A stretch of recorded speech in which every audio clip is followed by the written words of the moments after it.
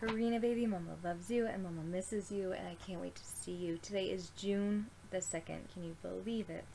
Today's story is A Stitch in Time. How small Stitch is? That big. So, a stitch in time. Here's a needle, there's a thread, here's a dolly's broken head. Stitch it neatly, stitch it plain, till Dolly looks herself again. A Stitch in Time. That was for the 2nd of June. I can't believe it's already June 2nd. Alright, let's go into this book.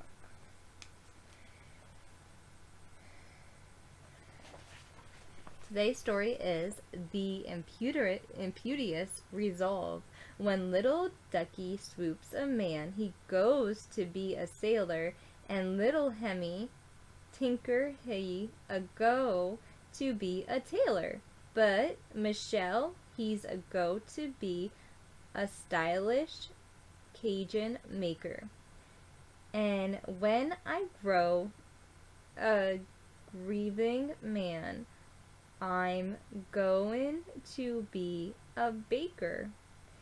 And Dickley buy his sailor suit.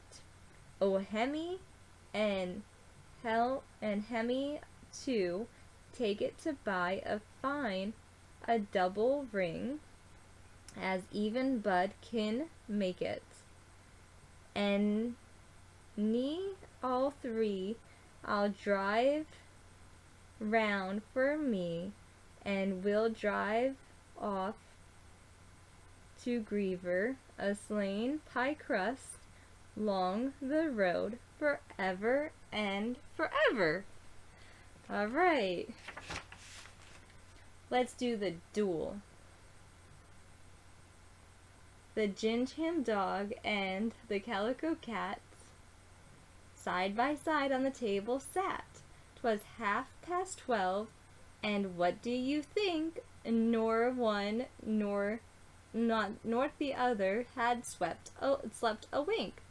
The old Dutch clock and the Chinese plate appeared to know as sure as fate there was going to be a terrible spat. I wasn't there, I simply state what was told to me by Chinese plate. The gingham dog went bow wow wow, and the calico cat replied meow. The air was littered with an hour or so with bits of gingham and calico, while the old Dutch clock in the chimney place up with his hands before his face, for it was always dreaded a family row. Now, mind, I'm only telling you what the old Dutch clock declared is true. The Chinese plate looked very blue, and wailed, "Oh dear, what shall we do?" But then Garham dog and the calico cat wallowed this way, and tumbled that, employing every tooth and claw in that awfulest way you ever saw. And oh, how the Garham and the calico flew. Don't fancy I exaggerate. I got my news from Chinese plate. Next morning, where the two had sat, they found no trace of dog or cat. And some folks think unto this day that burglars saw that pair away. But the truth about the cat and pup is this: they ate each other up. Now, what do you really think of that? The old Dutch clock, it told me so, and that is how I came to know. Let's do the lion. The lion, he dwells in the waste. He has a big head and a very small waist, but his shoulders are stark, and his jaws, they are grim, and a good little child will play with him. Let's do the yak. Mama's favorite animal is the lion, and your papa happens to be born in August, which makes him a Leo, which the sign is a lion. Your papa and my papa have the same birthday. They're both lions. They're both Leos. The yak. As a friend to the children command me, the yak. You will find it exactly the thing to carry and fetch. You can ride on its back, or lead it about with a string. The Tartar who dwells on the plains of Tibet, a desolated region of snow, has for centuries made it a nursery pet, and surely a Tartar should know. Then tell your papa where the yak can be got, and if he is awfully rich, he will buy you the creature, or else he will not. I cannot promise which. Do you think your papa would buy you a yak, baby? I don't know. A toy yak, definitely. I don't think a real one, though. We have no place to put it. Alright. Karina, baby. You are loved. You are so loved. Tomorrow's going to be time to rise and singing and stuff. Alright. Let's pick out a book. I had a book here that I wanted to read. Ooh. Ooh. Ooh. Oh, no. Okay. That's okay. Alright, that's okay. Alright, look. I want to read you this. The true story of the three little pigs. The true story of the three little pigs. Who's on there? Is that a wolf?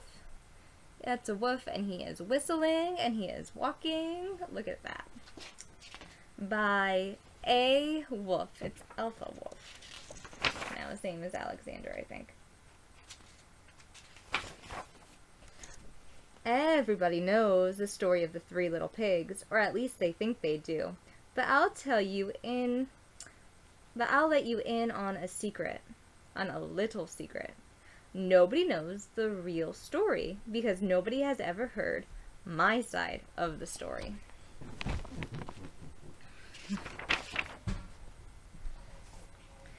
I'm the wolf, Alexander T. Wolf. You can call me Al. I don't know how this whole big bad wolf thing got started, but it's all wrong. Like them fixing his glasses. You can call him Al. Maybe it's because of our diets. Hey, it's not my fault wolves eat cute little animals like bunnies and sheep and pigs.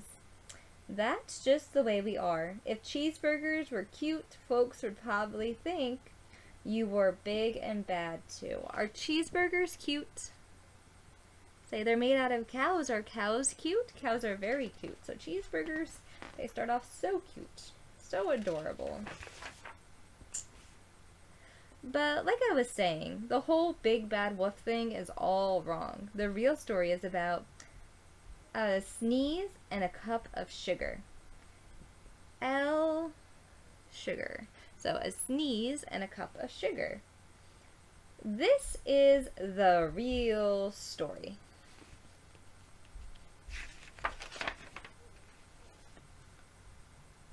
Way back in Once Upon a Time, I was making a birthday cake for my dear old granny. I had a terrible sneezing cold. I ran out of sugar. There's no more sugar left, baby. See that? No more. So I walked down the street to ask my neighbor for a cup of sugar. Now, this neighbor was a pig. And he wasn't too bright either. He built his whole house out of straw. Can you believe it? I mean, who in his right mind would build a house of straw? Look at him go into his neighbor's house. He has his little cup, and he's walking to the neighbor's house. See? He's throwing his cup in the air, and he's whistling on his way, making a nice little walk. So, of course, the minute I knocked on the door, I fell right in. I didn't want to just walk into someone else's house, so I called, little pig, are you in? No answer. I was just about to go home without the cup of sugar for my dear old granny's birthday cake. That's when my nose started to itch. I felt a sneeze coming on. Well, I huffed and I sneezed. Oh, I huffed and I sniffed.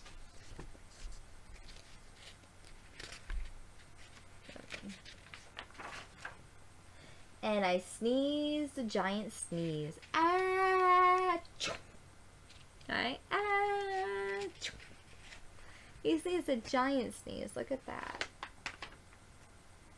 And you know what? The whole darn straw house fell down.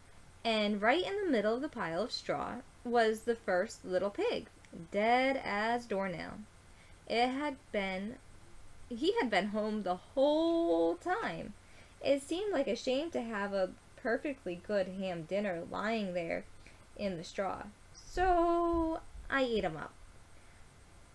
Think of it as a big cheeseburger just lying there.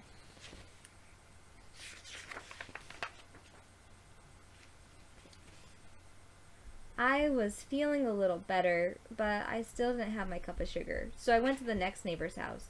This neighbor was the first little pig's brother. He was a little smarter, but not much. He built his house of sticks. I rang on the bell on the stick house. Nobody answered. I called, "Mr. Pig! Mr. Pig! Are you in?" He yelled back, "Go away, wolf. You can't come in. I'm shaving the hairs on my chinny chin chin." He's shaving the hairs. I had just grabbed the doorknob when I felt another sneeze coming on. I huffed and I sniffed and I tried to cover my mouth, but I sneezed a great sneeze. And you're not going to believe it, but this guy's house fell down, just like his brother's. When the dust cleared, there was a second little pig dead as a doornail. Wolf's honor. So Scout's honor, Wolf's honor, right? Look at that, the little piggy died. Now, you know food will spoil if you just leave it out in the open, so I did the only thing there was to do. I had dinner again. Think of it as a second helping. I was getting awfully full, but my cold was feeling a little better, and I still didn't have that cup of sugar for my dear old granny's birthday cake. So I went to the next house. This guy was the first and second little pig's brother. He must have been the brains of the family. He built his house of bricks. Look at how fat the wolf got. His tummy is all full. He's still going to the next house. I knocked on the brick house. No answer. I called, "Mr. Pig! Mr. Pig! Are you in?" And you know what that rude little porker answered? "Get out of here, wolf. Don't bother me again." Oh, he was being rude to the wolf. Look at that. You never be rude to anybody, baby. Talk about impolite. He probably had a whole stack full of sugar, and he wouldn't give me even one little cup for my dear sweet old granny's birthday cake. What a pig! I was just about to go home and maybe make a nice birthday card instead of a cake when I felt my cold coming on. I huffed and I sniffed and I sneezed again and again. And the third little pig yelled, "And your old granny can't sit on, and your old granny can sit on a pin." Look at how mean that little pig looks in the door. See him? See his little eyes? Now, I'm usually a pretty calm fellow, but when somebody talks about my granny like that, I go a little crazy. When the cops drove up, of course I was trying to break down the little pig's door, and the whole time I was huffing and puffing and sneezing and making a real scene.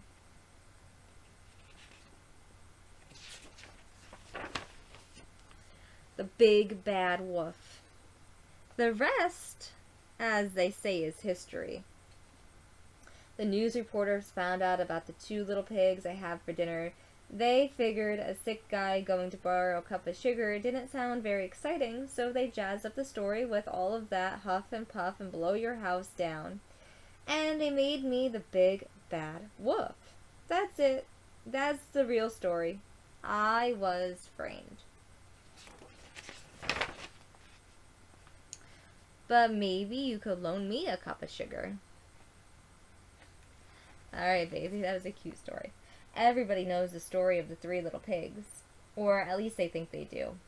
But I'll let you on a little secret. The real story is I was framed. A wolf. So that was the true story of the Three Little Pigs. It's a scholastic book. I love scholastic books because they make you think. That's why I love them. And I love the way that you think. I love finding out how you think and why you think the way that you do. That's why Mama would always ask you questions of, well, what do you think of that, baby? And then you would tell me an answer. You know how much I love you? I love you so, so very much. And I can't wait to see you and give you a great big hug and hold you. Alright, baby. Let's sing a song. Let's sing Swing Low. Swing low, sweet chariot, coming forth to carry me home. Swing low, sweet chariot, coming forth to carry me home. Well, I looked over Jordan, and what did I see? Coming forth to carry me home, a band of angels coming after me, coming forth and carry me home. Swing low, sweet chariot, coming forth to carry me home. Swing low, sweet chariot, coming forth and carry me home. Well, sometimes I'm up and sometimes I'm down, coming forth to carry me home. But still I feel my soul is heavenly bound, coming forth and carry me home. Swing low, sweet chariot, coming forth to carry me home. Swing low, sweet chariot, coming forth and carry me home. Now if you get there before I do, coming forth to carry me home. Tell all my friends I'll be coming there too, coming forth and carry me home. Swing low, sweet chariot, coming forth to carry me home. Swing low, sweet chariot, coming forth and carry me home. I'll be coming home, coming home, coming home to you, coming forth to carry me home. You know my word is good, you know my word is true, coming forth and carry me home. Swing low, sweet chariot, coming forth to carry me home. Swing low, sweet chariot, coming forth to carry me home. How about behold a toad throughout every generation? Behold a toad, the link of every nation. If not me, then who? If not now, then when? Behold a toad, the link in every generation. How about, Mama loves you. How about rock-a-bye Karina on the treetops? When the wind blows, the cradle will rock. When the bough breaks, the cradle will fall, and down will come Karina, the bough, the cradle, and all. You are my little girl, you are my little girl, you are my little girl, and you're the best little girl in the whole wide world. Alright, baby cakes, let's sing Lila Tove, and I'm gonna say goodnight to you, because I love you, and I miss you, and honestly, I'm so blessed to be able just to have something to upload some videos, and just tell you how much I love you every single day, because I love you every second of every day. I don't forget about you for even a moment. My heart is beating. It's every beat I'm thinking of you, okay? Every day I'm thinking, I can't believe this is what I'm doing instead of being with you right now. I can't. It's hard. It's hard, okay? But you're okay, and I'm okay. Papa's okay. Everything is okay. In life, you have to make some really hard decisions based on your capabilities and what you're able to do versus what you're not. Life isn't fair. Life will never be fair. My father used to tell me that all the time. Life will never be fair. Don't let life kick you down. He used to always say, don't be bitter, stay sweet. Don't be bitter, stay sweet. And those words are true. He used to always say, what, you're a quitter, you're gonna quit now? Never give up. He used to say, every single cell is fighting in your body to stay alive. You fight to stay alive too. My papa was sick, baby. My papa got really, really sick. He got a disease that broke down his insides, so he couldn't function as someone who's healthy, like just someone who's physically healthy. He was physically sick. He got a disease called AIDS, and he got it when I was 6, and my twin brother was 6, because mom is a twin. And you know, we had a lot of responsibilities put on us to where we had to help our papa to be able to do a lot of things, because our papa got really, really sick. He couldn't walk anymore, and he was doing all the things that you do when you get sick. Like, you know how sometimes your stomach hurts and you throw up, or you get a headache, or sometimes you might feel dizzy and you gotta go lay down, right? Well, my papa got really sick like that, and we had to help. And that's the only option that we had, was we had to help. I mean, that was our papa. That's what you do. Whenever someone's sick around you, you help them. You do anything you can to help them to feel better, right? So, you know, but he was throwing up his medications and stuff, and he was telling us every single cell is fighting to stay alive in your body. You fight to stay alive too. And he had some really hard times and some really hard days. And mama, that's how mama just rolls with everything that's going on in life, because life is really hard, but you have to look to someone else has it harder than you, and right now you're blessed, okay? Someone else will always have it harder than you. It doesn't matter what you're going through. I always think back to my father and everything that he went through. My mom and my mama went through a lot when she was little, went through a lot in her entire life. Your mama, me, I went through a lot too. But like, you have to be able to put things in retrospect. That's why mama always makes, papa tends to make like little things into big things. Mama always makes big things into like something that's little, because I'm like, oh, that's petty, we're fine. Like, I just always wipe things away like that. But anyway, I don't know what I'm trying to tell you. Never give up in life. Never give up. Don't get better, because life is a journey and a process. So there's a lot of things that are going to knock you down. And I know that there's a lot of things that are going to knock you down. And mama wants to be able to protect you from all of it. But, you know, you never get bitter in life. You just stay sweet and you stay alive. My father used to say, if you ever want to get back at somebody, just live longer. I used to tell your papa that all the time. He used to say, Papa, if you ever want to get back at someone, just live longer, to your papa. And, you know, because my papa used to say that. And so, you would have loved your grandfather, Karina. You would have loved him. You would have loved your grandpapa. He would have been so amazing to you. I know he would have. He would have loved you to pieces. And he would have been there saying you look like his mama, because he used to tell me when I was little I used to look like his mama, and you look a lot like me. You have your papa's eyes, but you look a lot like me, baby. You're definitely my daughter. You look just like me. Listen, I love you. I will always love you, and I know this life is hard, and I miss you every second of every day. I love you so much. I love you so much.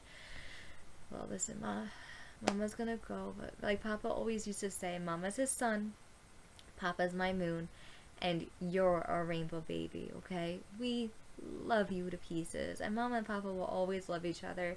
Doesn't matter what's going on. Your Papa does love your Mama, okay? I know he does, because we were together for 13 years. It's a long time. You don't spend a lifetime with someone, decide that you just don't he just got upset. But, you know, you don't just not love somebody. And Mama will always love Papa. Mama